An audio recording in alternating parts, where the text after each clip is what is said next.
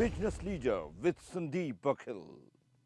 नमस्कार, मैं हूं संदीप बघेल। आप देख रहे हैं the business leader. The business leader में हमारे साथ है सुभाष चंद्र अग्रवाल जी, वंदना ग्रुप से। वंदना ग्रुप के डायरेक्टर हैं। पहले वंदना ग्रुप की इस रिपोर्ट को देखते हैं, उसके बाद सुभाष चंद्र अग्रवाल जी से चर्चा करेंगे।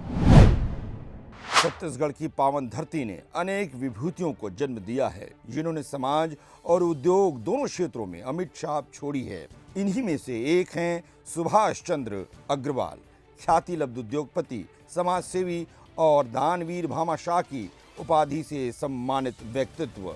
वंदना ग्रुप ऑफ इंडस्ट्रीज के संस्थापक और संचालक के रूप में उन्होंने न केवल छत्तीसगढ़ बल्कि देश के आयरन स्टील उद्योग को नई पहचान दी, लेकिन उनकी असली पहचान है उनकी दानशीलता और समाज सेवा। रायपुर में निर्मित विशाल धर्मशाला, गंगा डायग्नोस्टिक एवं मेडिकल रिसर्च सेंटर जैसी संस्थाएं और अनेक धार्मिक सामाजिक संगठनों से जुड़ाव उनकी परोपकार भावनाओं को दर्शाता है। यही कारण है कि उन्हें उपराष्ट्रपति द्वारा दानवीर भामाशाह सम्मान से अलंकृत किया गया। आइए मिलते हैं सुभाष चंद्र अग्रवाल से, जिनके जीवन का संदेश है सफलता तभी सार्थक है जब वह समाज के काम आए। बातों की शुरुआत करते हैं। हमारे साथ हैं सुभाष चंद्र अग्रवाल जी। अग्रवाल जी, बहुत बहुत स्वागत है द बिजनेस लीडर में आपका। नमस्कार जी। वंदना ग्रुप जहां तक उद्योग में अपना स्थान रखता है, उतना ही सामाजिक सरोकार में भी अपना स्थान रखता है। लेकिन वंदना ग्रुप की शुरुआत कहाँ से हुई, उसके बारे में हम जानना चाहते हैं। हम लोगों ने जो है 1975 में रायपुर में मोदी टायर की डीलरशिप से व्यवसाय शुरू किया। मतलब जो हमारे सबसे बड़े ब्रदर चतुर्भुज अग्रवाल हैं, वो उन लोगों ने मोदी की डीलरशिप मोदी नगर से लेके रायपुर में वंदना टायर के नाम से व्यापार शुरू किए। मतलब उसके साथ साथ में हम लोगों ने फिर एक पेस्टिसाइड जो व्यापार है, मतलब जो कीटनाशक दवाइयाँ हैं, फर्टिलाइजर्स हैं, उसका भी काम हमने रायपुर में शुरू किया। उसके पहले 1975 के पहले हमारे परिवार के द्वारा राइस मिल, ऑयल मिल, फूड ग्रेन के व्यवसाय, इस प्रकार के मल्टीपल व्यवसाय में बिजनेस परिवार शुरू से एक औद्योगिक के रूप में काम करते रहा है 1975 में। वंदना नाम आप लोग के ग्रुप का क्यों पड़ा? वंदना नाम एक ईश्वरी वंदना बोल के एक शुरू से एक धार्मिक भावना मन के अंदर जागृत रही, इसलिए मतलब वंदना जो है हमने एक धार्मिक भावना के हिसाब से रखा। इसलिए हमने सिंबल जो है एक हाथ जोड़ के वंदना का सिंबल हमने शुरू से बनाए रखा 1975 से। आपका भी जन्म जो है सुभाष चंद्र बोस जी के जन्मदिन के दिन हुआ, इसीलिए क्या आपका नाम सुभाष? मैं यही मानता हूँ माता पिता ने जो है उस दिन, क्योंकि एक देश के बहुत बड़े व्यक्ति का जन्मदिन था, तो उसी के हिसाब से मेरा नाम भी हमने सुभाष का चयन किया। अब तक वंदना ग्रुप ने बहुत काम किए और उद्योग घराने में एक बड़े प्रतिष्ठित नाम के रूप में वंदना ग्रुप का नाम दिया जाता है। तो अभी क्या क्या काम वंदना ग्रुप करता है? हम लोग अभी देखिए, हम लोगों ने जो शुरुआत टायर और कीटनाशक दवाई और जो पहले अर्लियर जो राइस मिल उससे की थी, मतलब फिर हम लोगों ने एक फॉरेस्ट का काम करते थे हम लोग, साल सीड बोल के। मतलब वो हम लोग 1977 से लेके 1986 तक वो काम किया छत्तीसगढ़ में। उस समय मध्य प्रदेश था, उत्तर प्रदेश में, उड़ीसा में, जो कि हमारे मेन क्लाइंट थे हिंदुस्तान लीवर लिमिटेड, उनके साथ काफ़ी व्यापार किया।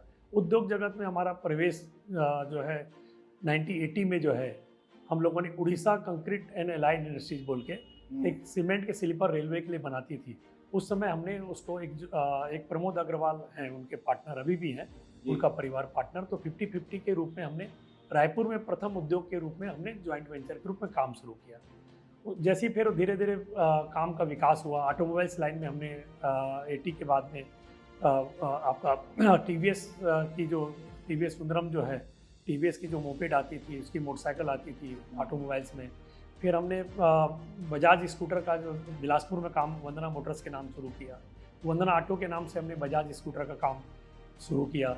फिर हमने स्टील के बिजनेस में 1986 में जो है स्टील के बिजनेस में हमने काम करना शुरू किया, जिसका प्रोडक्शन में 1987 में स्टील के बिजनेस में प्रवेश किया, प्रथम प्रवेश हमने।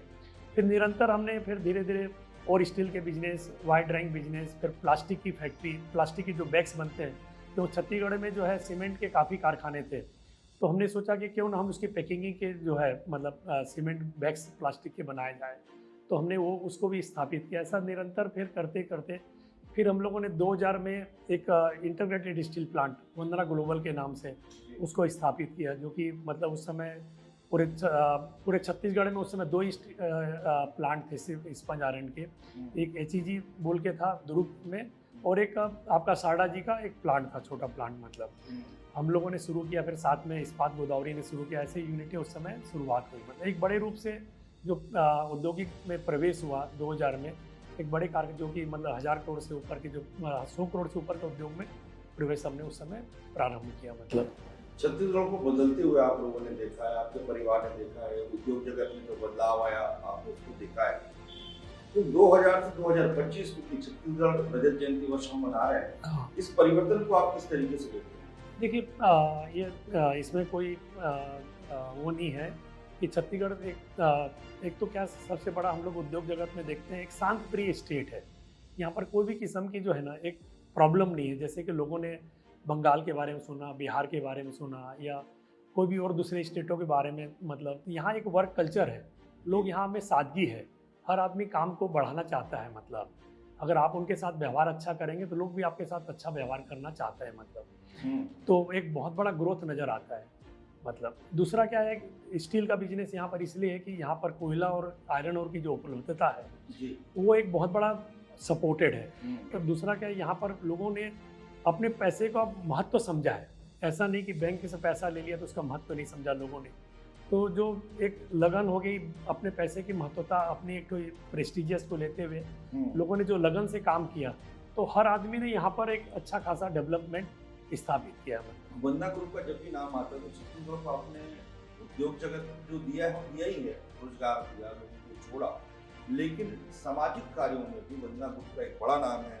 चाहे राम स्वरूप निरंजन लाल चैरिटेबल ट्रस्ट, जिसके आप ट्रस्टी भी हैं, ऐसे करके बहुत सारी ऐसी चीजें आप लोगों ने समाज की। तो उसके पीछे आपकी सोच क्या है? देखिए, क्या हमारे पिताजी जो हैं जी, वो शुरू से धर्म के प्रति उनका रुझान रहा। मतलब जी, वो 1986 में कल्याण सेवा आश्रम अमरकंटक में कल्याण बाबा जी हैं, वो तपस्वी बाबा है। मतलब उन्हें काफ़ी अपनी जगह विभिन्न जगह में तपस्या की। मतलब हम भी शुरू से, मैं भी व्यक्तिगत तौर पे उनसे भी जुड़ा रहा शुरू से, मतलब पिताजी के कारण। मतलब तो पिताजी ने मतलब खर्चिया में भी रहे तो कन्या विद्यालय बनाना, वहाँ के अग्रसेन भवन में सहयोग करना, जो भी बाहर से आने जाने वाले उनके आवभगत करना, किसी को बच्चा दिखाना शादी ब्याह के लिए, एक सामाजिक गतिविधि में एक हमारे पिताजी हम लोगों के लिए एक प्रेरणा स्रोत बने रहे। तो उनकी भी एक इच्छा थी कि भी रायपुर में क्यों ना एक अच्छी धर्मशाला जो है आधुनिक युग की, जो वर्तमान में जो फैसिलिटेट चाहिए लोगों को, उसके रूप की धर्मशाला, एयर कंडीशन धर्मशाला कैसी बनाई जाए, उसी को रूप हमने 1998 में काम शुरू करके फिर 2003 में हमने उसको VIP रोड में जो है राम सुविधा निरंजन धर्मशाला स्थापित किया, जिसमें कि हमने मतलब उस समय हमारे 140 बेड था, मतलब एयर कंडीशन हॉल, वो करीब 4 एकड़ जगह पे उसको स्थापित किया।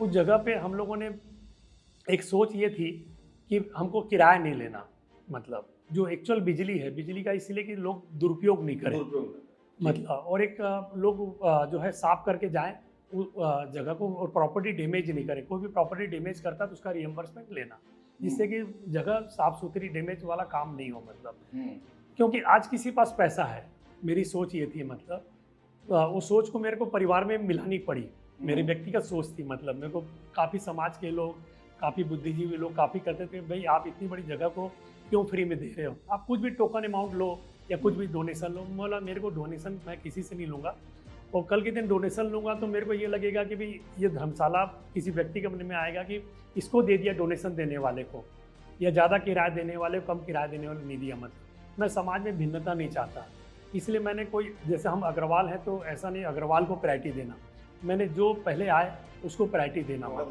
मतलब जो है कभी भी, जिससे कि एक भिन्नता समाज के अंदर स्थापित नहीं हो। मतलब किराया इसलिए नहीं लिया कि आज किसी पास पैसा है, हो सकता है आगे जाके किसी पास पैसा कम हो, उसके गेस्ट सब एयर कंडीशन में रुकने वाले हों, वो अपने गेस्ट को बुलाने में हिचके नहीं।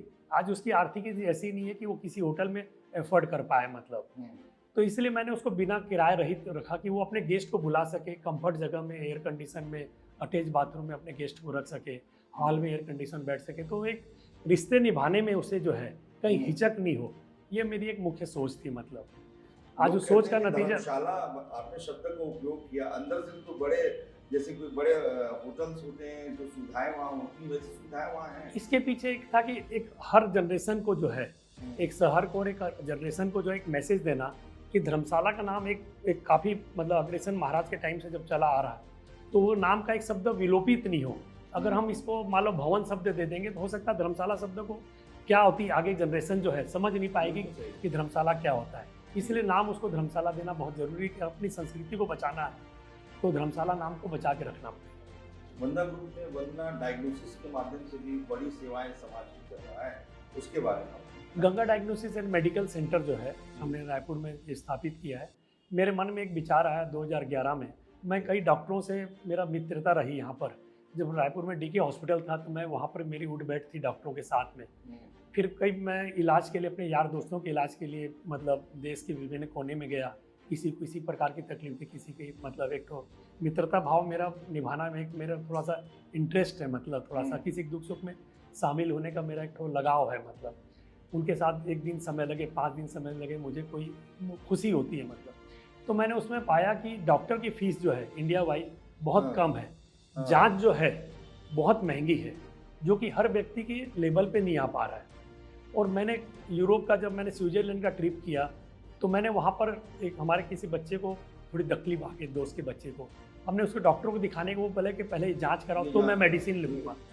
तो मुझे लगा कि आगे जाके भविष्य में धीरे धीरे जो ट्रेंड आने वाला है वो एक ऐसा ट्रेंड आ जाएगा बिना जांच के डॉक्टर किसी को दवाई नहीं लिखेंगे। मतलब तो फिर हमने पाया कि देखिए अपनी छत्तीसगढ़ की जो है यहाँ अधिकतर एक आय का जो साधन है 10,000 से नीचे की, उस समय मैं 2011 की सोच बता रहा हूँ, 10,000 से नीचे की जो नौकरी पाने वाला या साल भर में जिनकी इनकम 2 लाख से नीचे है वो एक बहुत बड़ा तबका था। बहुत बड़ा तबका मतलब मैं तो उस समय मानता हूँ कि 90% वर्क था। मतलब उस समय की जो स्थिति, आज की स्थिति भिन्न है। मतलब हो सकता है 10 की जगह प्रतिशत और 25 में कन्वर्ट हो गया हो। मतलब तो मैंने पाया कि ये जांच कैसे कराएंगे। दूसरा क्या, एक संस्कृति का अभाव हो रहा था। मैंने देखा कि 2011 में जब स्टडी की कि लोग अब एक मतलब संयुक्त परिवार से थोड़ा विभाजित परिवार में लोग आ गए थे। उनकी सोच अपने बच्चे पे खर्च करने की ज़्यादा हो गई थी। मैं नहीं कह रहा हूँ कि उनकी सोच गलत है। अपने माता पिता पे, वृद्ध लोगों पे जांच करने की, जो उनका डॉक्टर MRI लिखता था तो डॉक्टर को बोलते थे डॉक्टर इस पर 7,000 रुपये 6,500 रुपये खर्च होगा, इसका कोई दूसरा उपाय है क्या। डॉक्टर उसको पेन किलर की दवाई या दूसरी दवाइयाँ लिख के उसको एक्सटेंड करता था। तो जब तक सही जांच नहीं हो तो डॉक्टर सही दवा लिखने में असमंज होता, अपने अनुभव के हिसाब से डॉक्टर लिखता था। तो मेरा ये सोचना था कि भी जो ऐसे हैं BPL होल्डर हैं उनको 75% के डिस्काउंट दिया जाए, जिससे कि हर बच्चा जो है अपने परिवार को भी बैलेंस कर सके, अपने बच्चों की पढ़ाई में भी खर्च कर सके, अपने माता पिता के भी जो है उसमें भी खर्च कर सके। अगर अपन संस्कृति को नहीं सोचेंगे तो माता पिता के मन में यह आएगा कि भाई मैंने बच्चे को जन्म दिया, बच्चा मेरी तरफ बिल्कुल ध्यान नहीं दे रहा है। तो आज मेरे साथ मेरे माता पिता जैसे सोचेंगे, हो सकता है कल मेरे बच्चे भी मेरे साथ वैसा व्यवहार करेंगे। ये कहीं ना कहीं एक सामाजिक पारिवारिक भिन्नता आना, संस्कृति में कहने का भाव आना, तो मुझे एक तो बहुत बड़ा एक तो उसमें गैप दिख रहा था। इसीलिए मेरी उस समय जब मैंने इसके पीछे ज़मीन छोड़ के 28 करोड़ रुपये का इन्वेस्टमेंट किया था। मेरी मतलब अंदर की स्थिति वैसी नहीं थी जैसा कि मैंने उस पर खर्च किया, पर मेरे को ईश्वर ने हरदम ये कहा बेटा कि तुम उसको, कभी मुझे लगा कि इतना पैसा तुम क्यों खर्च कर रहे हो, पर ईश्वर ने मुझे हरदम प्रेरणा दी अंदर से एक तो कि तुम इसको एक तो इस काम को जो आगे बढ़ाओ, अच्छा रहेगा बोल के। और हमारी सोच ये थी कि भी इसको क्वालिटी प्रोडक्ट रहे, मतलब ऐसा नहीं कि हम इसको डिस्काउंट रेट में कर रहे हैं। तो हमने उस समय वर्ल्ड की जितनी अच्छी मशीनें थी वो स्थापित की है। मतलब जैसे CT स्कैन मशीन है, कॉमर्शियल लेवल से अनवाइबल है, हमने उसमें 5 करोड़ में CT स्कैन मशीन ली, सिर्फ वो इंडिया की चौथी मशीन थी। मतलब उसमें क्या रेडिएशन जो है अपने देश में अभी हर आदमी नहीं सोच पाता कि CT स्कैन मुझे कहाँ कराना चाहिए, क्योंकि रेडिएशन का जो डोजेस है जिसके कारण कैंसर का खतरा होता है। तो मैंने उस समय एग्जामिन किया, इसका USA का पूरा डाटा निकलवाया कि सबसे कम डोजेस किस में है जिससे कि रेडिएशन का खतरा कम हो। तो मैंने जिस मशीन में पाया वो मशीन को मैंने परचेज़ किया। मतलब वैसे ही मैं समय समय पे फिर मशीनों को बदली करना, ऑलमोस्ट मेरी 90% मशीनें डायग्नोसिस सेंटर की बदली हो चुकी है अभी, जो मैंने 2013 में 2012 में स्थापित किया था। जो समय के हिसाब से उसको बदली करते रहना। फिर मैंने एक तो पैथोलॉजी लैब में NABL एक्रीडिशन लाया, नेशनल स्तर की जो एक सर्टिफिकेट एजेंसी होती है गवर्नमेंट ऑफ इंडिया की, उसको स्थापित मैंने 2014 में उसको लिया। क्योंकि क्वालिटी कंट्रोल बहुत ज़रूरी है। मतलब NABL की जो रिपोर्ट होती है पैथोलॉजी की, माइक्रोबायोलॉजी की, हिस्टोपैथोलॉजी की, आपके RT-PCR की, वो 48 विदेशों में मान्यता प्राप्त है। मतलब हमारे यहाँ के सैंपल सारे CMC बेलूर जाते हैं, वहाँ के सैंपल हमारे आते हैं, हर महीने उसकी क्रॉस वेरिफिकेशन होता है। इनकी जो टीम है, डॉक्टरों की टीम, मतलब विभिन्न शहरों से साल में 1 बार 2 बार जरूर आती, जो कि 3 दिन तक पूरी लैब में रह के पूरी जांच देखती है कि सही तरीके से हम अपने सारे मापदंडों को उपयोग कर रहे हैं कि नहीं कर रहे हैं। मतलब हमारा उद्देश्य चैरिटी के साथ साथ में ये था क्वालिटी कॉन्शियस के साथ में हो, क्यों हेल्थ का सब्जेक्ट है। आप इसको फ्री में करोगे तो भी लोग नहीं कराएंगे अगर आपकी क्वालिटी मेंटेन नहीं होगी। ये हमारा के नाम से आपने चालू किया? माता जी के नाम से किया, क्यों माता जी की हमारी थोड़ी इच्छा भी थी कि हॉस्पिटल आए, जैसे मैंने अभी चर्चा की, मतलब इसलिए मैंने माता जी के नाम से किया। धर्मशाला हमने हमारे दादाजी के नाम से, राम सूरदास हमारे दादाजी हैं, निरंजन लाल हमारे पिताजी, इसलिए हमने राम सूरदास निरंजन लाल बोल के वो किया। जब परिवार खरसिया से चला और उस समय जो है खरसिया से रायपुर आने का क्या कारण था, और उसके बाद रायपुर आकर जिस तरीके से काम वंदना ग्रुप ने किया, तो किस उद्देश्य से, जो बड़े बुजुर्ग आपको बताएं हम लोग जानकारी दी? देखिए क्या है कि जब रायपुर जब आए, मतलब हमारी एक नई जनरेशन जो बड़े भैया की थी, मान लो वो एक जो है उन्हें एक ऑयल मिल डाला था शुरू में, मतलब फिर वहीं से बिजनेस ग्रोथ दिखते गया कि आगे हम लोग बड़े आ रहे हैं। मेरे से जैसे एक बढ़िया गोपाल भैया बड़े, इस समय हो गया, आगे पीछे जनरेशन दिख रही है, तो वो अपॉर्चुनिटी खरसिया में हमको नहीं मिल पाएगी, क्योंकि हम 6 ब्रदर का परिवार है। आगे जाके धीरे धीरे जो ग्रोथ करना रहेगा, कि जब तक कोई बड़ी जगह नहीं जाएंगे हमको ग्रोथ का चांस नहीं मिलेगा। मतलब तो मैं 1977 में आया, जब 1975 में ब्रदर आ गए थे, 77 में मैंने BCom की ग्रेजुएशन खरसिया से की, प्रीवियस और फाइनल की ग्रेजुएशन मैंने रायपुर में की। मतलब तो मैं साथ में व्यापार भी करता था, यहाँ पर टायर का बिजनेस भी मैंने देखा, पेस्टिसाइड का देखा, फॉरेस्ट का काम भी देखा, एजुकेशन भी मैंने साथ साथ में 1980 तक एजुकेशन भी साथ में किया। वंदना ग्रुप आगे भविष्य में और क्या क्या काम, नए काम जो है वो कर रही है? अभी हम लोग एक हॉस्पिटल सेक्टर, कॉमर्शियल एंगल से हॉस्पिटल सेक्टर में जो है, तो शहर के अंदर सुविधा डेवलप हो, भले आप जितनी सुविधा डेवलप होगी उतना एक कंपटीशन डेवलप होगा। तो हम एक 350 बेड और आगे जाके 550 बेड का एक हॉस्पिटल रायपुर में कमल विहार में जो है उसका निर्माण काम शुरू करते हैं, जो कि एक्सपेक्टेड है 2027 में चालू हो जाएगा, ऑपरेटेड आ जाएगा। सर सुविधा युक्त मतलब सुपर स्पेशलिटी। तो जितने सुपर स्पेशलिटी रायपुर में आएंगे उतना एक मेडिकल हब के रूप में रायपुर जाना जाएगा। तो देश नहीं विदेश से भी लोग आके यहाँ पर इलाज कराएंगे, और जितना ज़्यादा हॉस्पिटल आएंगे उतना कंपटीशन बढ़ेगा, आपकी क्वालिटी भी सुधरेगी और रेट भी रिड्यूस होंगे। मतलब दोहरी दृष्टि है, मतलब खाली पैसा कमाना भी एक दृष्टि है, और क्वालिटी भी रायपुर शहर में अच्छी मेडिकल की हो और कॉम्पिटिटिव हो। मतलब और हम तो चाहेंगे विदेश से लोग भी यहाँ के इलाज करें, उसके लिए हम देखें किससे टाई अप करें या किस ढंग से उसको ऑपरेट करें, विचाराधीन है। मतलब एक हम बिजनेस में ग्रोथ में अभी एक इंटीग्रेटेड स्टील प्लांट जो है बेमेतरा जिले में जो है निर्गंगा इस्पात के रूप में भी है, हमने काम अभी जस्ट इसी महीने शुरू किया है। वो भी एक्सपेक्टेड है कि ट्राई करेंगे 2026 एंड तक उसका भी प्रोडक्शन आ जाएगा। अभी पहले चरण में हमने यही लिया है।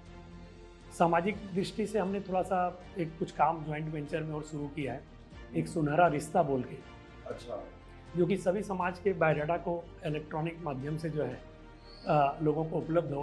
क्योंकि हम देख रहे हैं कि पहले हर समाज के लोगों में बड़े बुजुर्ग होते थे जो रिश्ते तय करा देते थे, ये कम्युनिकेशन का अभाव हो रहा है।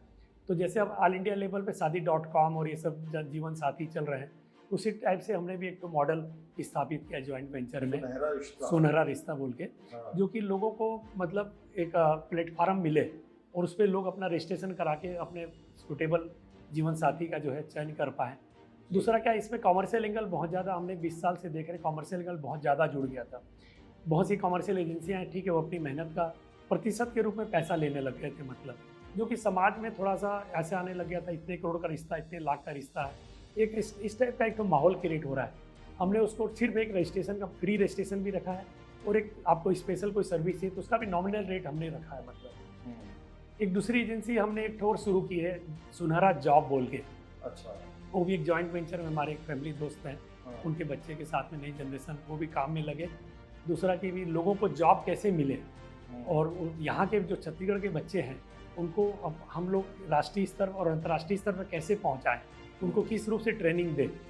मतलब एक हमको भी मतलब ये कि भी एक सामाजिक दृष्टि भी है इसमें, और एक तो आर्थिक, जो बच्चा ज्वाइंट वेंचर में उसको भी आर्थिक कुछ लाभ मिलता रहे, ये हमारी सोच है। मतलब क्योंकि जब तक कि यहाँ के बच्चों को अपॉर्चुनिटी बाहर नहीं मिलेगी एक अच्छी एजेंसियों के माध्यम से, तो कोई ना कोई माध्यम चाहिए। हमने इसलिए 2 सेक्टर को चुना, एक सामाजिक तौर पे सुनहरा रिश्ता और एक सुनहरा जॉब सामाजिक तौर पे। आप जो ये तो सामाजिक सरोकार की चीज़ों में, धार्मिक चीज़ों से भी आप जुड़े रहते हैं, चाहे अग्रसेन भवन सचिया के आप ट्रस्टी रहे हैं, अग्रवाल रायपुर के सलाहकार भी हैं महासभा के, श्री महावीर गौशाला से भी आप जुड़े हुए हैं, जवाहर नगर मंदिर के भी सदस्य, जगन्नाथ मंदिर के भी सदस्य हैं। सब समय कैसे निकाल पाते हैं आप व्यापार और उसके बीच? देखिए क्या है कि मेरी रूटीन सुबह 5:30 बजे शुरू हो जाती है। मैं ऑलमोस्ट 9 बजे व्यापार में आ जाता हूँ। मतलब तो मेरी नॉर्मली मेरा 2 बजे तक जो है दोपहर का 2 से 3 बजे तक एक तो व्यापारिक गतिविधि काफ़ी सिमेट लेता हूँ, प्रयास ये रहता है मेरा। उसके बाद जो भी सामाजिक गतिविधि है मतलब उसमें किस रूप से अपना समय दे पाएँ, मतलब एक प्रयास ये रहता है कि भी अधिक से कुछ मतलब लाइफ को बैलेंस करना, परिवार को समय देना, उनके साथ पिक्चर भी जाना, परिवार के साथ उनके साथ देश विदेश की यात्रा भी करना, मतलब और उनके साथ भोजन करने भी जाना, मित्रों से मिलना। तो मेरा मित्रता भाव बहुत ज़्यादा एक ठो रहता है कि मेरे को खुशी होती है। मतलब तो हर लाइफ मेरा शुरू से शौक़ रहा है एक्चुअल में कि मैं हर नई जनरेशन को कहीं पर बातें होती है, टेबल टॉक होता है, तो मैं उनको यही कहता हूँ कि आप लाइफ को बैलेंस करके चलो। मतलब अक्सर आज के समय में जब हम आगे बढ़ने की सोचते हैं, व्यापार की सोचते हैं, तो कहीं न कहीं हम अपने नैतिक मूल्यों को भूल जाते हैं। लेकिन आपने सदैव जो है आपके परिवार में, आपके ग्रुप ने अपने नैतिक मूल्यों को लेकर हमेशा सजग रहे हैं, उसको साथ लेकर चलते हैं। देखिए क्या है, आदमी पैसा कमा लेना अलग बात है और नैतिकता के साथ पैसा कमा लेना अलग बात है। मैं अपने नई जनरेशन के जितने बच्चे आ गए हैं, अपने ब्रदर भी छोटे हैं, मतलब बड़ों को तो हम इतनी एडवाइस दे नहीं सकते मतलब, और उनको मैं एक ही कहता हूँ नैतिकता के साथ आगे बढ़ो। देर है अंधेर नहीं है मतलब, और आपके नसीब समय से पहले नहीं, भाग्य से ज़्यादा नहीं, न किसी को मिला न मिलेगा। कभी कारणवश कभी आ भी गया तो पता चले कभी भी जा सकता है। मतलब तो अपन में कर्मों पे और भाग्यों पे भरोसा रखो और नैतिकता अपनी बनाए रखो। आप चंद पैसा, कभी जल्दीबाजी में पैसा कमाने के लिए अपने मन में भटकाव मत लाओ। यही प्रेरणा हम सभी को देते रहते हैं। मतलब किसे देखकर बड़े प्रभावित हो बिजनेस में भी, और जिस तरीके से किसी को कहें रोल मॉडल, तो आप जिसको देखकर सुभाष चंद्र अग्रवाल प्रभावित हो? देखिए क्या है कि मैं ज़्यादा हमारे पिताजी के कर्मों पे जो है ना, मैंने बहुत ज़्यादा देखा उनकी लाइफ में, जो मतलब जितना इन्हें स्ट्रगल करते हुए परिवार को भी जो समय दिया और समाज को भी जो समय दिया और अपने व्यापार को बढ़ाने में मतलब स्वयं भी व्यापार बढ़ाए और हमारी जनरेशन में भी कभी भी हमको व्यापार में आगे बढ़ने में कभी उन्हें रोकने का प्रयास नहीं किया।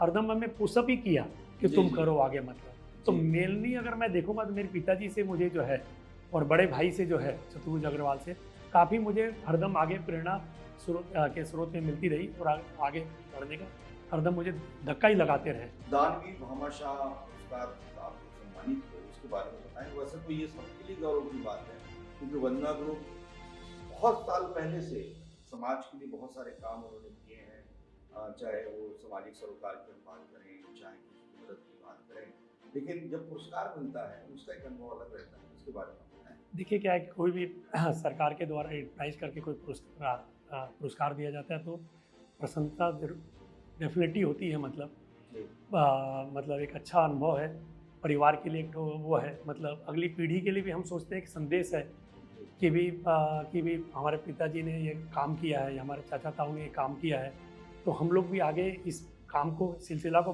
बनाए रखें। मैं सोचता हूँ कि भी हमारी पीढ़ी के लिए भी एक तो अच्छा एक संदेश है और एक समाज के लिए भी अच्छा संदेश है कि हर आदमी इस चीज़ से प्रेरित हो इन चीज़ों में सामाजिक भागीदारी में जो है अपना और अच्छे से अच्छा भागीदारी निभाए। बहुत सारे विभिन्न जो उद्योग जगत के बहुत सारे ऐसे पद हैं जिसमें आप संस्थापक सदस्य रहे, नेतृत्व किए, किन किन पदों पर आप रहे हैं उसके बारे में बताइए। देखिए सबसे पहले मैंने 1987 में जब स्टील बिजनेस में शुरू किया तो उर्ला इंडस्ट्रियल एसोसिएशन बोल के है, मतलब जो कि आज भी बहुत ही अच्छी एक संस्था के रूप में संचालित है। उस संस्था में सबसे पहले मैं एग्जीक्यूटिव मेंबर के रूप में रहा। मेरा शुरू से जैसे उद्योग जगत में 1987 में फुल फ्लैश आया, मतलब तो एक रहा कि सामाजिक औद्योगिक संगठन का एक कार्यविधि का अभाव था रायपुर क्षेत्र में, और उसी समय Urla industrial growth centre develop हुआ। तो ये प्रयास रहा कि भी अपनी भागीदारी दी जाए, तो शुरू से हम उसमें रहे। फिर हम स्टील सेक्टर में थे तो छत्तीसगढ़ स्टील डीलर्स एसोसिएशन में जो है पहले मैं महासचिव पद, एग्जीक्यूटिव मेंबर बना, फिर महासचिव पद, फिर मैंने अध्यक्ष का पद लिया। फिर धीरे धीरे और संस्थाएं जो थी अपनी भागीदारी निभाते चले गया।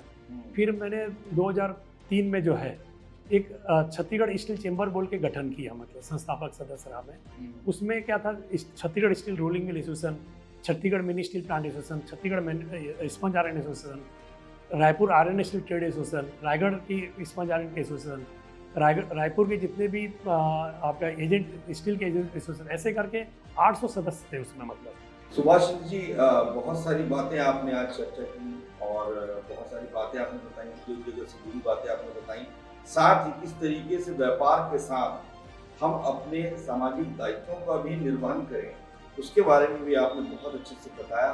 तो अग्रवाल जी, आपका बहुत बहुत धन्यवाद, आपने बिजनेस लीडर में अपना बहुमूल्य समय दिया। धन्यवाद, आपका आभारी है।